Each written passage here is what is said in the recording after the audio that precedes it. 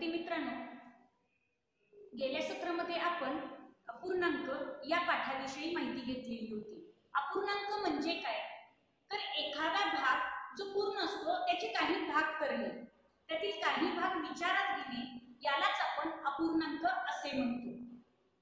या अपूर्णांकामध्ये आपण गेल्या वेळी समच्छेद अपूर्णांक, भिन्नछेद अपूर्णांक, सममूल्य अपूर्णांक तसेच अपूर्णांकांची बेरीज वजाबाकी याविषयी माहिती घेतलेली आहे। यावरील उदाहरणे सुद्धा सोडवलेली आहोत।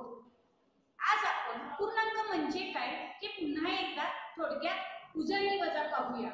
पहा, ही संत्री पूर्ण आहे, म्हणजे हा पूर्ण याला आपण एक संत्री असे म्हणतो। याचे आपण भाग केले, अर्धा अर्धा भाग आपण केला, पुन्हा त्याचे भाग करत आपण गेलो। याचे एकूण भाग आपण मोजूया। 1 2 3 4 5 6 7 8 9 आणि 10 असे एकूण हे 10 भाग झाले। एका संत्रीचे हे 10 भाग झाले, म्हणून एक भाग आपण जर एका संत्रीतील घेतला तर हा 10 पैकी एक भाग झाला, कारण एकूण आपण संत्रीचे भाग केले 10 आणि या 10 पैकी एक भाग विचारात घेतला, म्हणून 10 पैकी 1 असे आपण म्हणतो। यालाच आपण म्हणजे पूर्ण भाग हा 10चा एक भाग आहे आणि म्हणून हा अपूर्णांक झाला। पूर्ण संत्री असे आपण म्हणतो। तर ज्यावेळी संत्र्याचे भाग केले त्यावेळी त्याच्यातील आपण किती भाग विचारात घेतो त्याला आपण अपूर्णांक म्हणतो। इथे मी 10 पैकी एक भाग घेतलाय, म्हणून हा अपूर्णांकाचा एक भाग झाला। जर आपण दोन भाग घेतलो तर 10 पैकी 2 भाग असे आपण म्हणतो, म्हणून हा अपूर्णांक झाला। म्हणजेच काय, तर अपूर्णांक म्हणजे एखाद्या पूर्ण भागाचे आपणाला हवे तेवढे भाग करणे याला अपूर्णांक म्हणतात, असे आपण गेल्या पाठामध्ये पाहिलेच आहे। याच्याशिवाय गेल्या वेळी अपूर्णांकामध्ये आपण अर्धा, पाव, पाऊण अशी सुद्धा माहिती घेतलेली होती।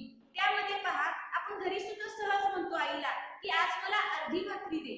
अर्धी भाकरी म्हणजेच काय, तर तो सुद्धा अपूर्णांकाचाच एक भाग झाला। त्याला आपण एक भाकरीचा अर्धा भाग केला की त्याला आपण अर्धी भाकरी असे म्हणतो। हा सगळा अपूर्णांकाचा भाग झाला। पण काही वेळा अपूर्णांक जे असतात ते अपूर्णांक आपल्याला वेगवेगळ्या रूपात पाहायला मिळतात। पहा, आपण दुकानामध्ये गेलो तर दुकानामध्ये आपल्याला एखाद्या वस्तूवरील किंमत किती दिसते, तर आपण ज्यावेळी पाहतो त्यावेळी वस्तूवरील किंमत आपल्याला दिसते 27.50 पैसे। आपण म्हणताना म्हणतो 27.50 पैसे असे आपण म्हणतो, पण हे 27.50 म्हणजे काय असतात, तर 27 ही पूर्ण संख्या असते आणि 50 हा 1 रुपयाचा निम्मा भाग असतो। म्हणजे 27 रुपये पूर्ण आणि 50 पैसे अपूर्ण असे आपण त्याचा उल्लेख करतो। पण म्हणताना आपण 27.50 रुपये अशीच त्याची किंमत असतो। मग इथे हे जे चिन्ह तुम्हाला दिसतंय या चिन्हालाच आपण दशांश चिन्ह असे म्हणणार आहोत आणि आज या दशांश चिन्हाचा वापर कसा करायचा हेच दशांश अपूर्णांकामध्ये पाहणार आहोत। म्हणून आजचा आपला उपघटक आहे दशांश आणि शतांश अपूर्णांक।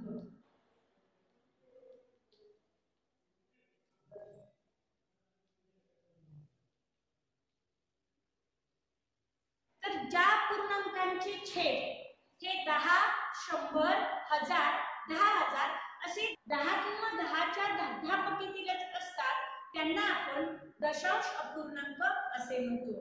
पहा पुन्हा एकदा, दशांश अपूर्णांक म्हणजे काय। आधी आपण दशांश याची कोडच करूया। पहा, दशांश याचा अर्थ आहे दश अधिक अंश। दश म्हणजे 10 आणि अंश म्हणजे भाग। 10चा काही भाग म्हणजे दशांश भाग। जसं आपण म्हटलं की संत्र्याचे एकूण 10 फोडी झालेल्या होत्या, त्या 10तल्या 2 फोडी आपण घेतल्या, म्हणजे 10 पैकी 2 भाग असे त्याला म्हटले जाते आणि म्हणून त्याला दशांश अपूर्णांक असे म्हणतात। दशांश याच्यामध्ये 10 किंवा 10च्या दशपटीतील संख्यांचा विचार केला जातो। 10च्या दशपटीतील म्हणजे काय, म्हणजे 10, 100, 10, 100, 1000, 10,000 अशा 10च्या 10 पटीतील संख्या ज्या असतात त्या सगळ्या संख्यांना दशांश अपूर्णांक असे म्हटले जाते.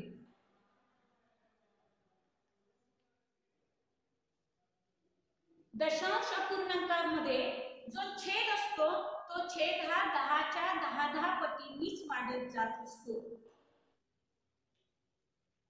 पहा दशांश अपूर्णांक म्हणजे काय. ज्या अपूर्णांकाचे छेद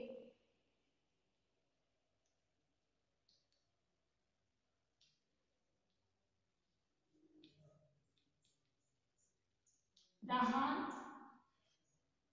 100, 1000 असे म्हणजे 10च्या 10 पटीत असतात त्यांना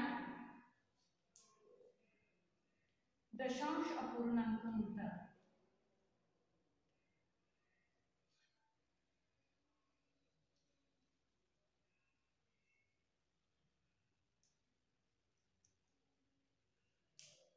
उदाहरण द्यायचे झाले तर पहा 5/10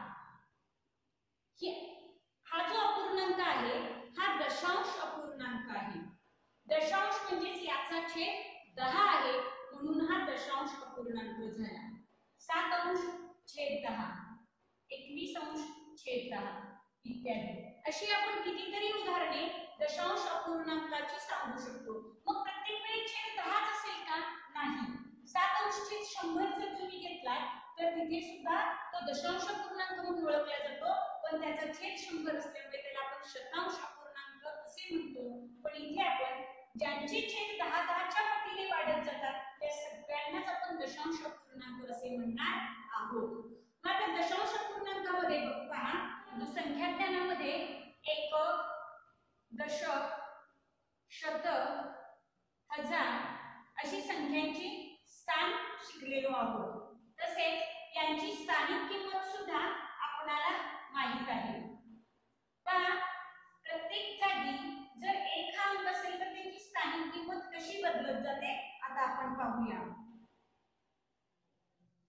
एक एकक स्थानी असेल तर त्याची स्थानिक किंमत 1च राहते. दशक स्थानी असेल तर त्याची स्थानिक किंमत 10.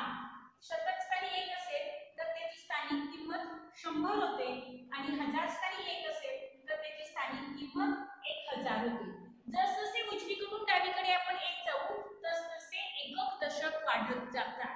मग आता पहा एक एकक म्हणजे जर 1च असेल तर एक दशक म्हणजे 10 झाले. मग एक शतक म्हणजे किती दशक होतात? तर एक शतकच्या एकच घर उजवीकडे दशक आहे आणि म्हणून एक शतक म्हणजे 10 दशक होतात.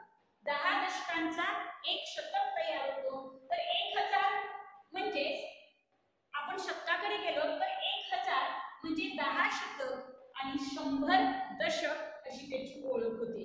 हे आपण संख्याज्ञानमध्ये पाहिलं आहे. मग आता आपल्याला जर एककच्या पलीकडे एखादे स्थान असेल तर काय करायचे हे पाहिजे आहे. पहा ही संख्या जी आहे एकक, दशक, शतक, हजार मध्ये आपण ज्या संख्या लिहितो त्या पूर्ण संख्या असतात. परंतु जर एककच्या पलीकडे एखादी संख्या असेल तर ती संख्या अपूर्णांक म्हणून ओळखली जाते आणि त्यालाच आपण दशांश अपूर्णांक असे म्हणणार आहोत. मग एककच्या पलीकडे एखादी संख्या असेल तर त्याची स्थानिक किंमत कशी काढायची, त्याचे वाचन कसे करायचे, त्याचे लेखन कसे करायचे या सगळ्याबद्दल माहिती आपण या पाठामध्ये घेणार आहोत. आता समजा आपण या एक एककचे 10 भाग करायचे ठरवले तर पहा एक एकक याचे आपण समान 10 भाग केले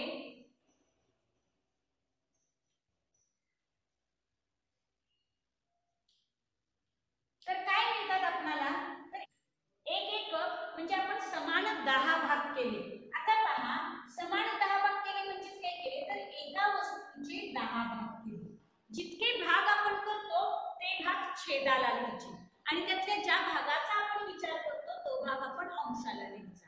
म्हणजे अंश 1 झाला आणि छेद 10 झाला कारण 10 तील एका भागाचा विचार करतोय. मी याची मांडणी या स्थानांमध्ये कुठे करायची, तर हा अपूर्ण अंक झाला, अपूर्ण संख्या झाली आणि म्हणून याचे स्थान हे एककाच्या उजवीकडे असते. आता ते स्थान कसे लिहायचे आणि त्याचे वाचन कसे करायचे हे आता आपण पाहूया. दशांश या स्थानाची निर्मिती ही फक्त अपूर्णांकामध्ये संख्या लेखनासाठी केलेली आहे. अपूर्णांक लेखनासाठी दशांश या चिन्हाचा आपण वापर करतो. उदाहरण घेऊया. पहा, 15.27 हे आपण उदाहरण घेतले तर इथे 15 ही जी संख्या आहे याचे लेखन पूर्ण झालेले आहे. 15 हा पूर्ण भाग आहे आणि ज्यावेळी अशा पूर्ण भागाचे लेखन होते, पूर्ण संख्येचे लेखन होते, ते झाल्यानंतर इथे तुम्हाला एक टिंब दिसते. त्या टिंबालाच आपण म्हणणार आहोत दशांश चिन्ह. हे दशांश चिन्ह संख्या ज्यावेळी पूर्ण होते त्याच वेळी केले जाते. आता या दशांश चिन्हानंतर उजवीकडे तुम्हाला आणखी संख्या दिसते. ही संख्या काय सांगते, तर 15 ही संख्या पूर्ण आहे, तर 27 ही संख्या अपूर्ण आहे. का अपूर्ण आहे, तर ती दशांश चिन्हाच्या पुढे आलेली आहे. ती पूर्ण असती तर ती 15 मध्ये दिसतो, तिचा एक भाग 16 झाला असता, म्हणजे 15 चे 16 झाले असते. पण ती संख्या अपूर्ण आहे. जसं मी मगाशी सांगितलं की एका भाकरीतील अर्धी भाकरी मला द्या असं आपण म्हणतो, म्हणजे अर्धा भाग मागतो. अर्धा भाग अपूर्ण झाला का, नाही.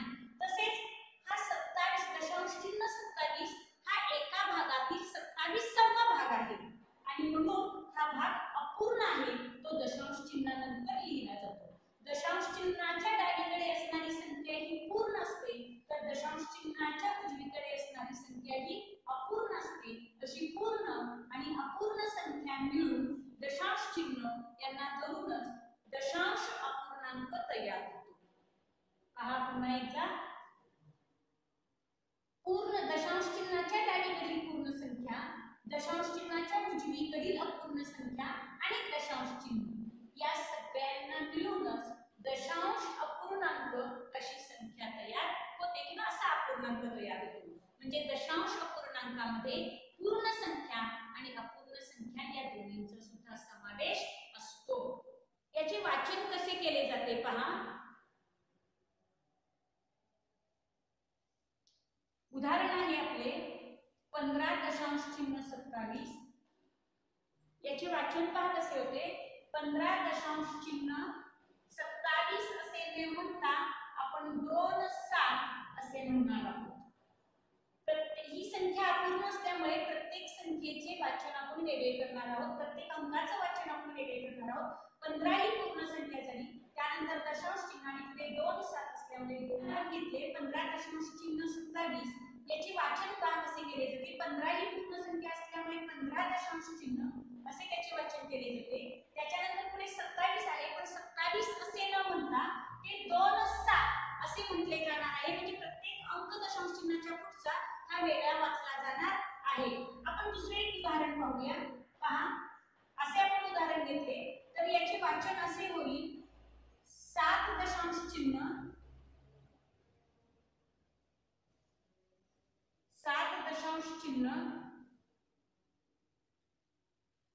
2 असे त्याचे वाचन केले जाते. म्हणजेच काय, तर प्रत्येक संख्येचे अपूर्णांक, प्रत्येक अपूर्णांकामध्ये प्रत्येक दशांश अपूर्णांकामध्ये दशांश चिन्हाच्या आधीची संख्या ही पूर्ण असते, तर दशांश चिन्हाच्या नंतरची संख्या ही अपूर्ण असते. आता पहा, हे आपण जे लेखन केले, वाचन आणि लेखन आता आपण जे केले ते वाचन आणि लेखन दशांश पद्धतीनुसार केले. आता आपण याचे लेखन हे व्यवहारी पद्धतीनुसार करणार आहोत. व्यवहारी पद्धत म्हणजे काय, तर आपण रोज जी पद्धत वापरतो ती व्यवहारी पद्धत. आपल्या दैनंदिन जीवनामध्ये जी वापरलं जातं त्यालाच व्यवहार असे म्हणतात आणि म्हणून व्यवहारी पद्धत आपण पाहणार आहोत. पहा, एक उदाहरण आपण घेतले तर उदाहरण आपण 5.7 हे उदाहरण घेतले तर 5.7 ही लेखनाची आपली पद्धत झाली. हे लेखन करण्यासाठी आपण वापरतो, पण व्यवहारामध्ये असं आपण म्हणतो का 5.7 असं आपण म्हणत नाही. मग काय केले जातं तर याच्यातली 5 ही संख्या काय आहे पूर्ण आहे हे आपल्याला आधी समजले पाहिजे. 5 ही संख्या पूर्ण आहे तर 7 ही संख्या अपूर्ण आहे. मग आता काय करायचे याची व्यवहारिक पद्धतीमध्ये लेखन कसे करायचे तर जी पूर्ण संख्या आहे ती प्रथम लिहायची. 5 ही पूर्ण संख्या आहे म्हणून ती पूर्णांकाच्या रूपात लिहिली. त्याच्यानंतर अंशछेदासाठी आपण जी रेष मारतो ती रेष मारायची. अपूर्ण जी संख्या आहे ती अंशाला लिहायची. अपूर्ण असणारी संख्या ही अंशाला लिहायची आणि त्याच्यानंतर पहा अंशाला किती अंक लिहिले आपण एकच अंक लिहिला आणि म्हणून छेदाला 1 0 असणारा 10 हा अंक लिहायचा. म्हणजे दशांश अपूर्णांक आपण म्हणतो म्हणून दशपटीतलीच संख्या ही छेदाला आली पाहिजे. 10च्या 10 पटीतील संख्या आली पाहिजे. म्हणून 10च का लिहिले तर अंशस्थानी एकच अंक आहे म्हणून छेदाला आपण 10 लिहिलं. हे जे मी आता लेखन केले 5.7 अंश छेद 10 असं त्याचं वाचन केलं जातं आणि त्या संख्येलाच आपण व्यवहारिक पद्धतीमध्ये त्याचं लेखन करतो हे लक्षात घ्या. म्हणजेच काय तर 5.7 हे आपण गणितामध्ये संख्या लेखनासाठी वापरलं जातं परंतु व्यवहारिक पद्धतीमध्ये 5.7 अंश छेद 10 असेच म्हटले जाते. दुसरे उदाहरण आपण पाहूया 2.6. आता आपण याचे व्यवहारिक पद्धतीमध्ये लेखन करूया. इथे आता तुम्हाला लक्षात आलंच असेल की दशांश चिन्हाच्या डावीकडील संख्या ही पूर्ण असते. 6 ही संख्या अपूर्ण आहे आणि म्हणून आता आपण ही संख्या व्यवहारिक पद्धतीमध्ये लिहूया. पहा 2 ही संख्या पूर्ण आहे. अपूर्ण असणारी संख्या 6 ही अंशाला लिहिली आणि त्याच्यानंतर 6 मध्ये दशांश चिन्हाच्या पुढे एकच अंक आहे म्हणून छेदाला फक्त 10 लिहिली. म्हणजे आपली संख्या तयार झाली 2.6 अंश छेद 10 असा हा आपल्याला अपूर्णांक मिळाला. मला सूचना अशी येते खालील अपूर्णांक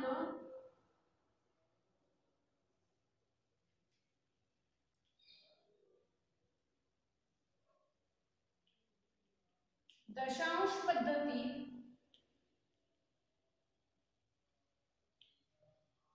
लिहा व वाचा. म्हणजे आपल्याला इथे वाचनही करायचे आहे आणि लेखनही करायचे आहे. पहिले उदाहरण दिलेले आहे 7 अंश छेद 10. 7 अंश छेद 10 चे आपल्याला काय करायचे ही व्यवहारिक पद्धत दिलेली आहे. इथे आपण संख्या लेखनचे अपूर्णांकाचे व्यवहारिक पद्धतीमध्ये रूपांतर केले.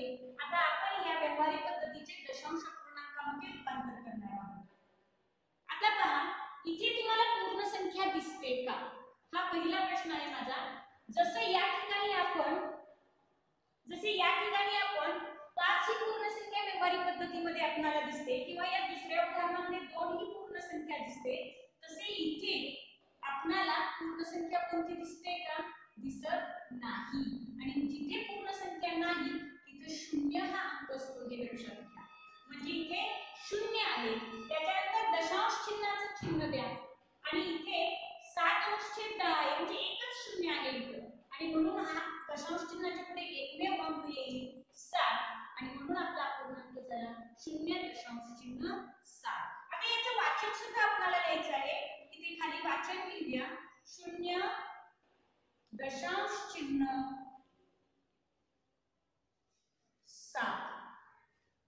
असे आपण त्याचे वाचन केले.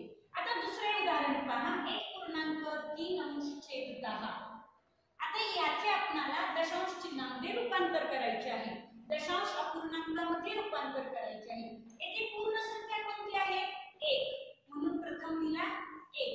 आता 3 अंश छेद 10 हा अपूर्णांक आहे.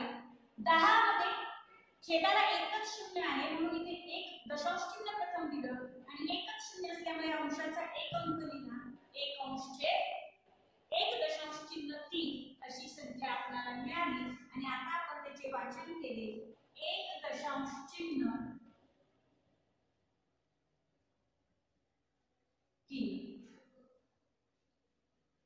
आता तिसरे उदाहरण पहा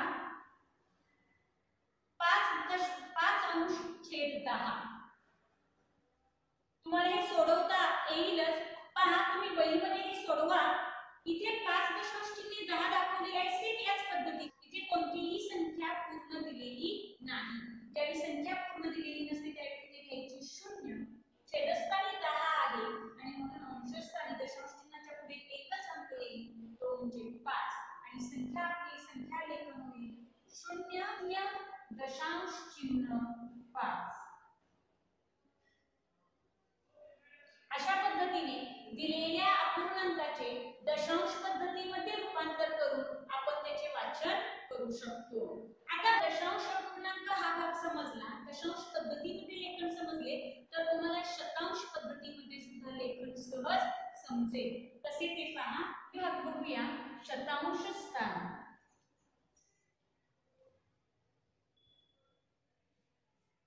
एक दशांश हा 10 शतांश बरोबर असतो. कारण 1 दशांश म्हणजे किती, तर 0 दशांश चिन्ह 1 आणि 10 शतांश म्हणजे 0.10. याचाच अर्थ 1 दशांश किंवा 10 शतांश या दोन्हींचा अर्थ एकच आहे. आता पहा उदाहरण आपण एक घेतले 7.2/100. शतांश स्थान बघतोय त्यामुळे छेदाला पण 100 ही संख्या घेतलेली आहे. येथे पहा 7 ही संख्या पूर्ण आहे म्हणून 7 दशांश चिन्ह लिहिले. 2/100 ही संख्या अपूर्ण आहे. पण याच्या समोर आपण लगेच 2 लिहू शकणार नाही, कारण इथे छेदस्थानी 10 होता म्हणून दशांश चिन्हाच्या समोर एक अंक आला. पण इथे छेदस्थानी 100 आहे. 100 म्हणजे अंशस्थानी सुद्धा 2 अंक आपल्याला हवे. मग फक्त 2 आपण लिहू शकत नाही म्हणून त्याचे रूपांतर आपण असे करून घेतले 7/0.2/100.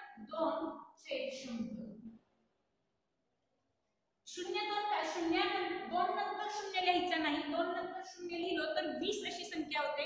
आपल्याला त्याची किंमत तर बदलायची नाहीये म्हणून डावीकडे आपण किती 0 लिहिलं तरी त्याची किंमत बदलत नाही. पहा 2च्या डावीकडे आपण कितीही 0 लिहित गेलो तरी आपण वाचताना 2 असेच वाचतो. पण 2च्या उजवीकडे आपण 0 लिहिला तर 20, 200, 2000 अशी संख्या वाढत जाते. त्यामुळे आपण फक्त डावीकडे 0 लिहिणार आहोत. किती 0 लिहायच्या ते छेदावर अवलंबून आहे. छेदास्थानी इथे 100 आहे आणि 100 मध्ये 2 शून्य म्हणजे शतांश स्थान आहे ते. आणि म्हणून इथे अंशस्थानी फक्त 2 असल्यामुळे आपण इथे 2 शून्य असल्यामुळे 2 स्थान निर्माण करून घेतली. पहिले स्थान दशांशचे आणि दुसरे स्थान शतांशचे. आता पहा इथे आपल्याला उत्तर मिळेल 7 पूर्ण दशांश चिन्ह आणि हा अपूर्ण असणारा अपूर्णांक 0.2. हे आपले उत्तर झाले 7.0.02. त्याच्यानंतर दुसरे उदाहरण पहा 5.17/100. या ठिकाणी पहा 5 ही पूर्ण संख्या आहे म्हणून 5 लिहिले. 17/100 ही अपूर्ण संख्या आहे. इथे शतांश स्थानामध्ये 2 घरे येतात आणि म्हणून अंशाला सुद्धा 2 घरे आहेत का पाहिले. इथे 2 घरे आहेत म्हणून इथे दशांश आणि शतांशची दोन्ही स्थाने लिहिली. असे 5 दशांश चिन्ह 1/7 असे आपण त्याचे वाचन केले. आता प्रश्न तुम्हाला कसा येतो पहा. खालील अपूर्णांक दशांश पद्धतीत लिहा व वाचा. पहिले उदाहरण आपण पाहूया 7.1/10 आणि इथेच दुसरे उदाहरण मी लिहिते 7.1/100. पहा दोन्ही उदाहरणांमध्ये काय फरक दिसतोय तुम्हाला. इथे तुम्हाला छेद 10 दिसतो तर या ठिकाणी छेद 100 आहे. हा फरक आहे, छेदामध्ये फरक आहे. पूर्ण दशांश आणि शतांश अपूर्णांक हे सगळे छेदावरच अवलंबून आहेत. लक्षात घ्या छेद आपल्याला इथे समजला पाहिजे. इथे छेद 10 आहे तर इथे छेद 100 आहे. या ठिकाणी पूर्ण संख्या 7 आहे, या ठिकाणी ही पूर्ण संख्या 7 आहे. इथे अपूर्ण संख्या 1/10 आहे तर इथे अपूर्ण संख्या 1/100 आहे. म्हणून आपल्याला जे दशांश पद्धतीत उत्तर मिळणार आहे ते दोन्ही ठिकाणचे वेगळे असणार आहे कारण छेद त्यांचा वेगळा आहे. पहा पूर्ण संख्या आहे 7 म्हणून 7 लिहिले. त्यानंतर अपूर्ण संख्या कोणाला द्यायची म्हणून दशांश चिन्ह दिले. आणि आता पहा छेदस्थानी 10 आहे. 10 मध्ये एकच दशांशचे स्थान आहे म्हणून दशांश चिन्हानंतर दशांशचे स्थान लिहिले. अंशस्थानी असणारी संख्या 1. आता इथे पहा पूर्ण संख्या 7 आहे ती आहे तशी लिहिली, पण इथे छेदाला दशांश आणि शतांश अशी 2 स्थाने आहेत. दशांश आणि शतांश अशी 2 स्थाने आहेत आणि म्हणून अंशाला सुद्धा 2 स्थाने असायला हवी. म्हणून आपण सुरुवातीला 0 1 हे स्थान तयार करून घेतले. 2 घरे झाली दशांश आणि शतांश, कारण छेदाला 100 आहे. आणि मग याचं आपण रूपांतर दशांश पद्धतीत केलं. 7 पूर्ण, त्याच्यानंतर दशांश चिन्ह आणि अंशस्थानी असणारा 0 1. म्हणजे याचं वाचन पहा कसं होईल. याचं वाचन होईल 7 दशांश चिन्ह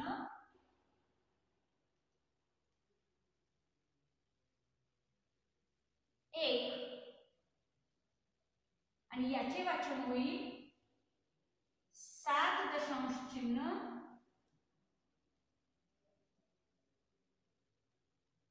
0 1. पहा उदाहरण दिसायला जरी सारखे दिसत असले तरी छेदामध्ये फरक आहे आणि त्यामुळे उत्तरामध्ये सुद्धा बदल झालेला आहे. याच्याशिवाय आपण आणखी काही उदाहरणे पाहूया. पहा तिसरे उदाहरण 5.27/100. आता या ठिकाणी पूर्ण किती आहेत?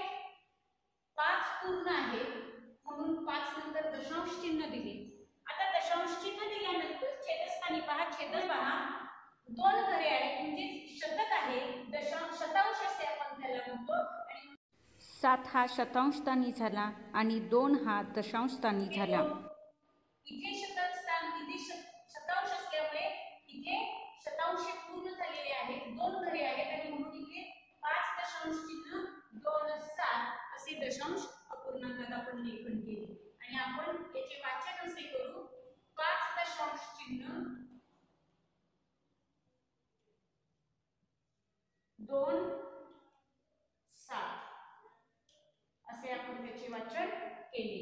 आता पहा आणखी एक उदाहरण पाहूया. 6/100. या उदाहरणाचे आपल्याला दशांश पद्धतीमध्ये रूपांतर करायचे आहे. आता पहा इथे कोणती पूर्ण संख्या दिसते का? इथे आपल्याला कोणतीही पूर्ण संख्या दिसत नाही आणि म्हणून इथे पूर्ण संख्या घेतली 0. त्यानंतर इथे छेदस्थानी 100 आहे म्हणजे शतांश आहे आणि म्हणून अंशाला सुद्धा दशांश आणि शतांश अशी 2 घरं पाहिजे. हे पहिले स्थान शतांशचे आहे तर दशांश स्थानी कोणताही अंक नाही म्हणून 0 दशांश स्थानी घेऊन शतांश स्थानी 6 लिहिले. आता आपण छेदाला 100 आहे तसे राहिले. आता आपण याचे दशांश पद्धतीत रूपांतर केले. पूर्ण संख्या येईल 0 आणि अपूर्ण संख्या येईल 0 6. याचे वाचन होईल 0 दशांश चिन्ह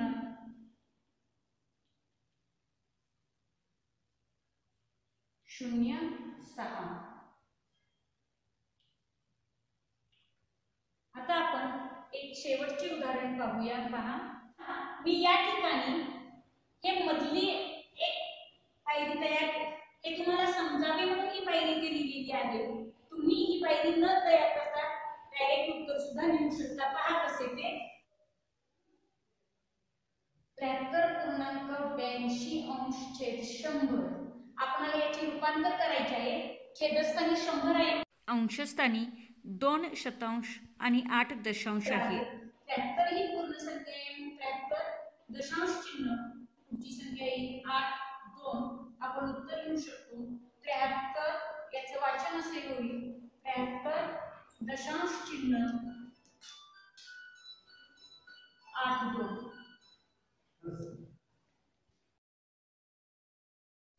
आता आपण दुसरे उदाहरण पाहूया. 6.2/10.